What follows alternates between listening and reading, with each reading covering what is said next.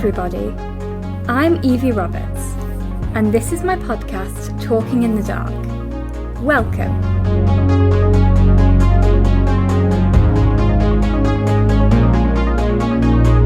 The aim of this podcast is to raise awareness about blindness, visual impairment, and disability in general, in a happy and light-hearted way. For those of you that don't know, I am blind. I was born with a condition called bilateral anophthalmia. Try spelling that one. It basically means that when I was born, my eyes didn't develop properly, so I wear prosthetics instead. The goal of this podcast is to remove some of the stigma and stereotypes around disabilities, whilst also having fun at the same time. Each week, I will be interviewing people from all walks of life, including some with hidden or physical disabilities like mine, and getting to know a little bit more about them and the lives they lead. This week, I am very excited to tell you that I will be talking to the Mayor of Douglas in the Isle of Man. My name is Evie Roberts, and this is my podcast, Talking in the Dark. Welcome.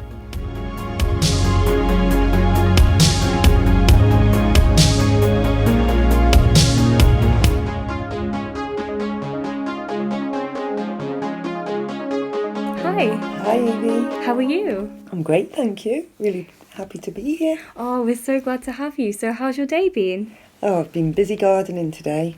Oh, that's nice. Yes, that's my day job. Other than Mary, I have a little gardening business. So. Oh, cool. When did you start that business? I started that just after I started being a counsellor. Prior to that, I was an accountant. Oh, wow. For 20 years, but working on council took up quite a lot of my time, so I had to find something that I could do around those hours. So this little gardening business means I can work my own hours, which is great. Oh, that's nice. It sounds like you've had lots of different careers, really. Yes, I have over the years. I started off working in the Isle of Man's version of McDonald's back then. It would have been called Griddles, which was a chicken shop in town. That was my very first job whilst I was doing my exams at school. Right, okay. So what made you want to become a counsellor and then a mayor? Well, the counsellor was kind of by accident. I'd never really taken any interest in politics. I'd got to the age of 38 and I think I'd only ever voted once in my life, I'm embarrassed to say. I'd never really taken an interest. I didn't really understand what local and national government were. I thought it was somebody else's responsibility and didn't really appreciate it. Until one day one of my neighbours had a problem and I approached the council, quite irate that they'd not dealt with this problem. I ended up speaking to a counsellor who I became even more irate with. We ended up having a bit of an argument, shall we say. I felt like the person I was speaking to didn't have any empathy or consideration for the person that they were dealing with. And I was told in no uncertain terms that if I thought I could do better, there was a by-election coming up. So, not scared of a challenge. I took the opportunity, not really knowing what I was getting into. And within 4 weeks, I was elected as a Douglas councillor for, as it was, St George's ward back then. And I found myself walking into a council meeting with no knowledge of really what to expect or how to do it. Oh, wow. I wonder if that's almost like fate, like you were meant to become a counsellor. Do you know, I actually do agree with that in some respects, Evie, because, you know, like I say, it's not something I'd ever considered, but being where I am now, certainly sitting here as mayor, whilst being a counsellor affords me the opportunity to help more people in my community, which I thoroughly enjoy. I get a real thrill out of that. Being the mayor also affords me the opportunity to meet lots of different people, to invite people down to the town hall, to the mayor's parlour, to thank them for their work in the community, and also to teach them a little bit more about who we are and what we do, because I wish I'd known sooner. Well, that is amazing. So how many councillors are there? We have 12 councillors, 12 elected members. We call them councillors or members. They're elected by the public every 4 years. We have an election. We sometimes have more than 12 people stand for election. So we would then have a vote and we would have a count where the ones with the highest votes then get elected. We have 3 members in Douglas Central. We have 3 in Douglas South, 3 in Douglas East and 3 in Douglas North. so it's 12 in total. So you very kindly invited my mum and I down to the town hall during the summer, and you showed us the council chamber and explained how the meetings work. So could you explain this again for our listeners? Yes, so we have several committees, small committees, that make decisions on various matters. We have 4 councillors will sit on that committee, so the 4 smaller committees. Then once a month we then have a council meeting where all 12 come together, they review the decisions made at those meetings over the month before, and then they can discuss those decisions, and there are some items that have to be decided by the whole of council as well. They're decided. They're once a month. We have them second Wednesday of every month at 2:30, and they're actually public, so public are welcome to come and sit and watch one of those meetings, and they can hear and see exactly what we do and how decisions are made. Right, okay. And I remember you mentioning, I think it was that all the councillors had like buttons with like lights. Could you explain a bit about that? Yes, so we have a very technical voting system. I'm not very technical, Evie. I'm just asking about your braille pad earlier. A very technical piece of equipment.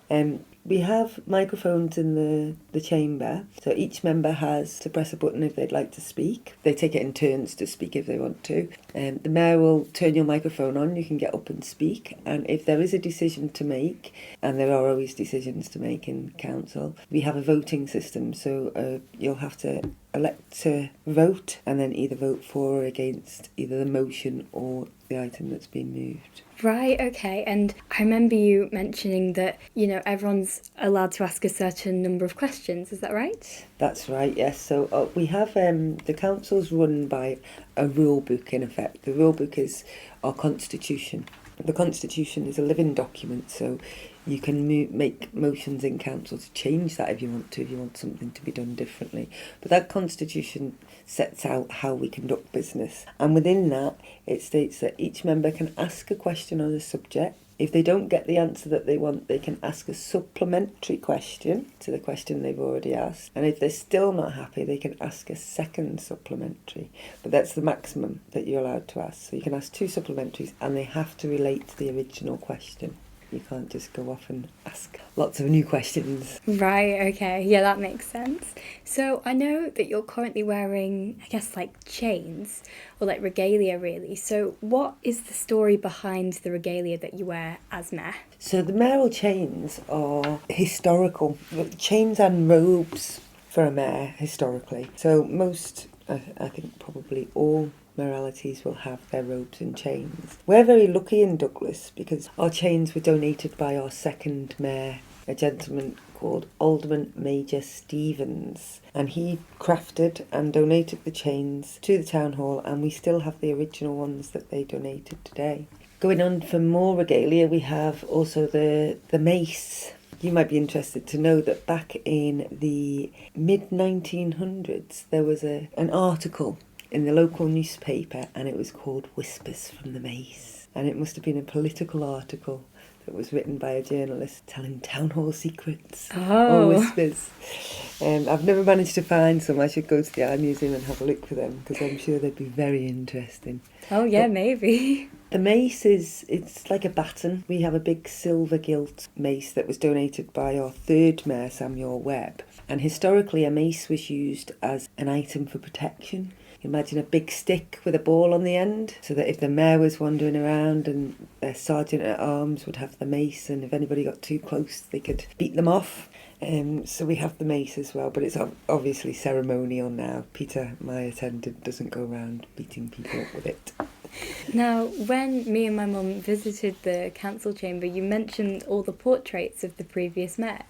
So can you tell us a bit about the history of the mayor's office? Yes, so the mayor's office was established in Douglas in 1896. In 1895 in the UK, a piece of legislation called the Town and Country Planning Act came into force. And at the time in Douglas, tourism was growing quite a lot. And there were certain people who were paramount in getting Douglas cleaned up and tidied up and getting the slums knocked down and nice buildings put up. And one of those gentlemen was a gentleman by the name of Thomas Cllr. Thomas Cllr is quite well known in the Isle of Man. Up until 2012, he ran a photography business. Thomas Cllr was a carpenter and was really keen on making Douglas a nice place. He would go around and help build new buildings in place of older ones. He was out in the community doing lots and lots of work. But he was also a very keen astronomer. And when he was asked to be the mayor, the first mayor, when Douglas got his borough status, he originally said no. He didn't want to do it. He was feeling old. He wasn't feeling very well. And they said, oh, no, you've done so much work in the community and we really think you should be the mayor because you're a great person for the job. And he said, oh, OK then. He became mayor. Sadly, he actually died 6 weeks later. But when he became mayor, they said to him, we must have a painting or a picture of you in the chambers. And it's quite common, I think, across the UK for the current mayor to have their, back then it would have been an oil painting or a really nice picture.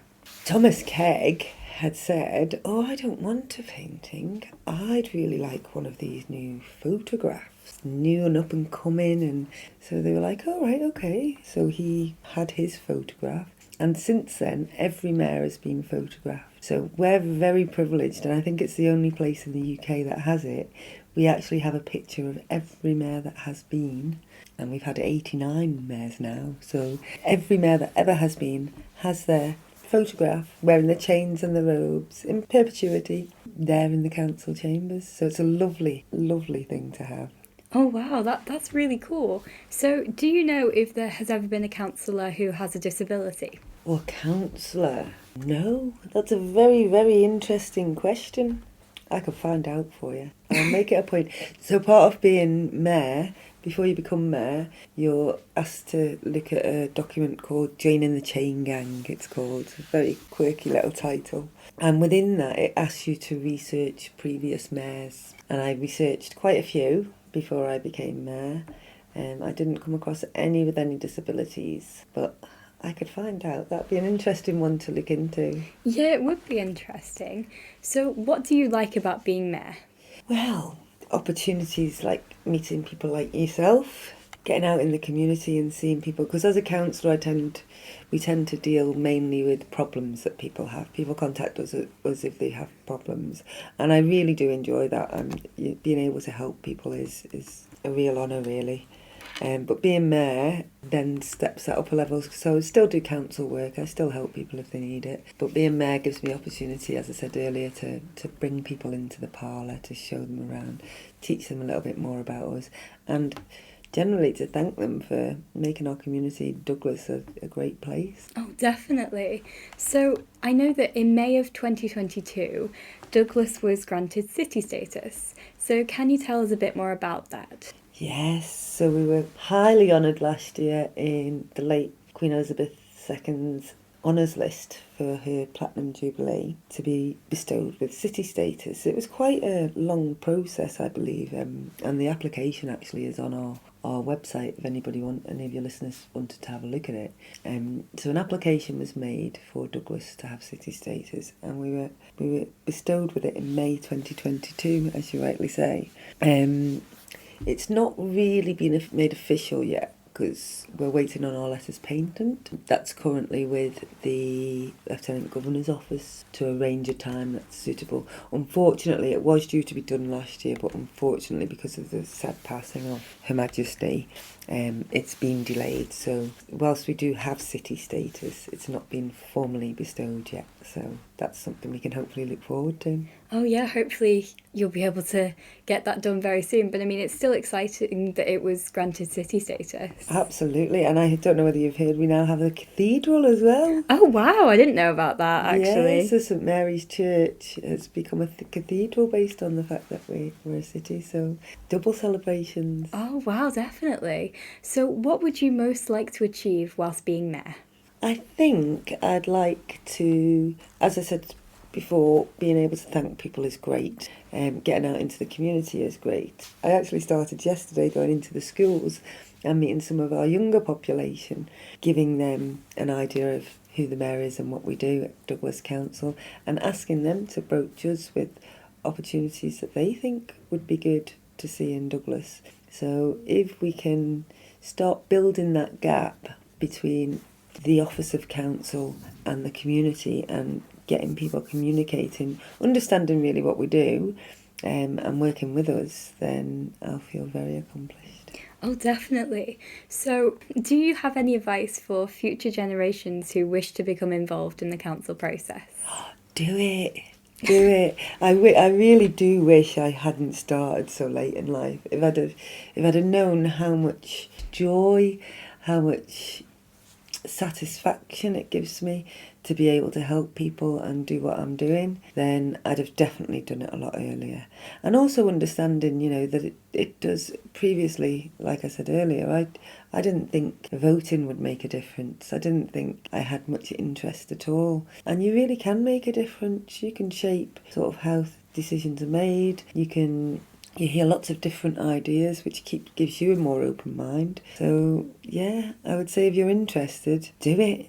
Find out about it, learn a little bit more, and I'm happy to engage with anybody who wants to know more about it. Amazing. So those are all my questions. Thank you so much for coming on the podcast. Thank you so much for having me. Oh, I know. It's a pleasure. Honestly, I know that you're very busy, so I really appreciate, you taking time out of your day to talk to me. I'm always here if anybody wants to talk. Oh, thanks. And thank you to my audience for listening, and I'll see you all next time.